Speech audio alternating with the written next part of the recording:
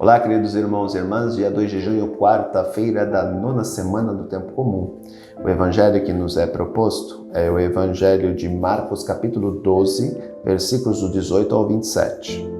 Naquele tempo, vieram ter com Jesus alguns saduceus, os quais afirmam que não existe ressurreição, e que lhe impuseram este caso: Mestre, Moisés deu-nos uma prescrição. Se morrer o irmão de alguém e deixar a esposa sem filhos, o irmão desse homem deve casar-se com a viúva, a fim de garantir a descendência de seu irmão. Ora, havia 7 irmãos. O mais velho casou-se e morreu sem deixar descendência. O segundo casou-se com a viúva e morreu sem deixar descendência. E a mesma coisa aconteceu com o terceiro. E nenhum dos 7 deixou descendência. Por último, morreu também a mulher. Na ressurreição, quando eles ressuscitarem, de quem será ela a mulher? Porque os 7 se casaram com ela. Jesus respondeu: Acaso vós não estáis enganados por não conhecerdes as Escrituras, nem o poder de Deus? Com efeito, quando os mortos ressuscitarem, os homens e as mulheres não se casarão, pois serão como anjos do céu.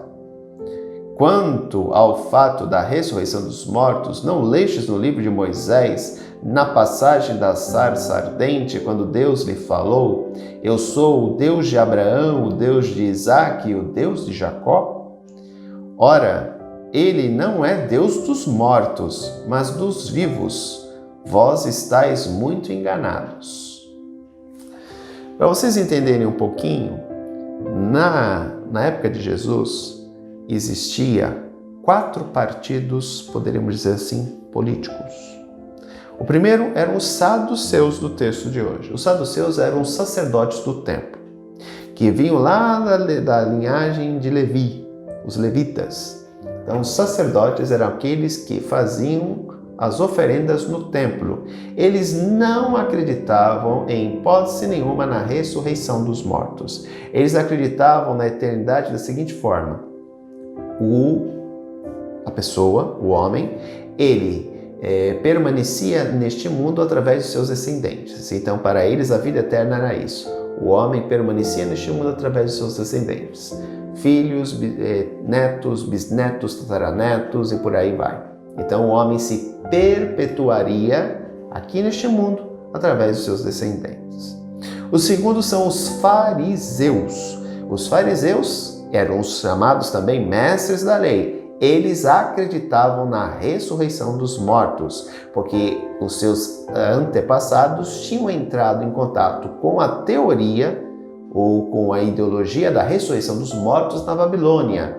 Porque na Babilônia, o zoroastrismo acreditava na ressurreição dos mortos. Então, eles importaram essa mentalidade de ressurreição dos mortos.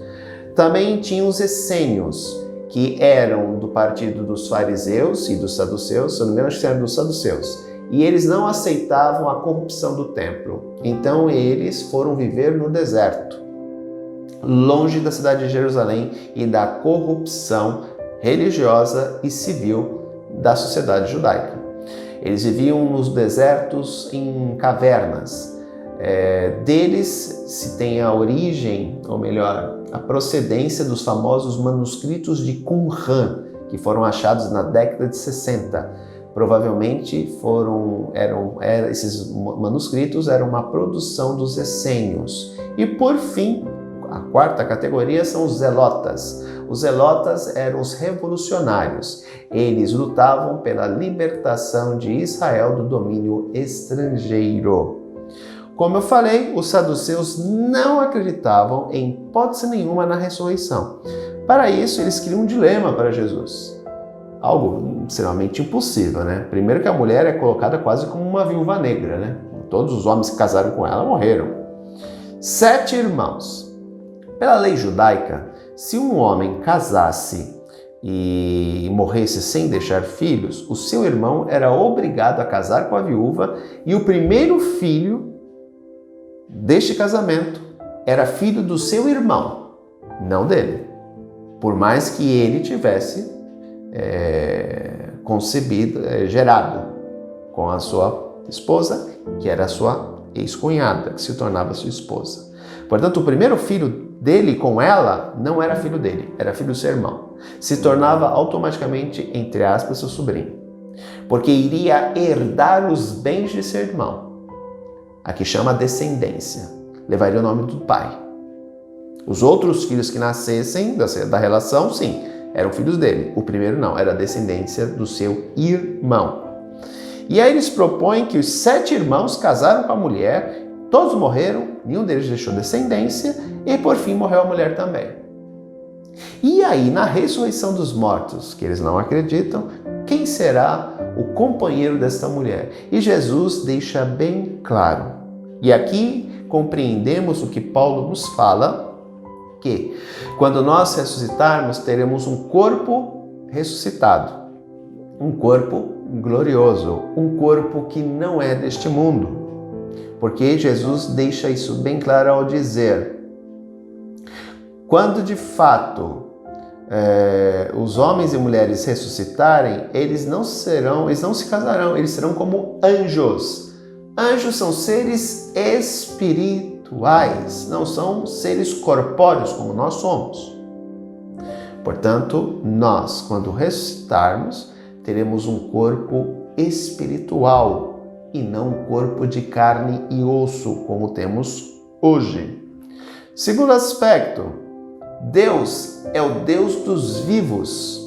Isso quer dizer que Abraão, Isaque e Jacó estavam vivos, ressuscitados, na presença de Deus. E aqui entra o aspecto de que Jesus deixa bem claro que a morte não será o fim. E ele fará isso, né? Ao dar a sua vida, ele morre para libertar a humanidade do pecado e da morte. Porque o que causa a nossa morte espiritual? O pecado. Quanto mais a pessoa envereda pelo caminho do pecado, mais ocorre a sua morte aos poucos espiritual. Porque o pecado é que mata o espírito. Por isso que os homens morriam de maneira definitiva, porque morriam nos seus pecados, não tinham redenção, então eles morriam de maneira definitiva. Corpo, alma e espírito, aquilo que Paulo chama de soma, o ser humano integral. A soma do corpo, carne, sarx, alma, psicologia, o ser psicológico, o ser intelectual, alma e espírito. Jesus, ele faz o quê? Depois da sua paixão e morte, ele ressuscita. E ao ressuscitar, ele ressuscita todos aqueles que vieram antes dele. E garante a todos aqueles que morrerem depois dele, que também irão ressuscitar, se crerem nele. Aqui está o mistério da ressurreição. E ao ressuscitarmos, ele intervém na nossa morte. E ao fazer isso, nos garante a vida. Só que, ao ressuscitarmos, teremos um corpo espiritual, não mais um corpo físico, não mais um corpo sarx. Sarx em grego quer dizer corpo material. Diferentemente de soma, que é o corpo soma, corpo físico, alma e espírito. Por isso, queridos irmãos, devemos compreender que o nosso Deus é o Deus da vida, o Deus dos ressuscitados, o Deus que nos garante a vida eterna mediante o sacrifício de seu Filho. Por isso, nós não devemos temer a morte. A morte é algo natural. Óbvio, devemos fazer tudo para evitá-la neste mundo, mas no dia que ela vier realmente e de maneira definitiva, nós devemos nos conscientizar que devemos ir de maneira tranquila, porque quem nos espera do outro lado é o nosso Senhor e Salvador. Um grande abraço, até amanhã, se Deus quiser. Tchau!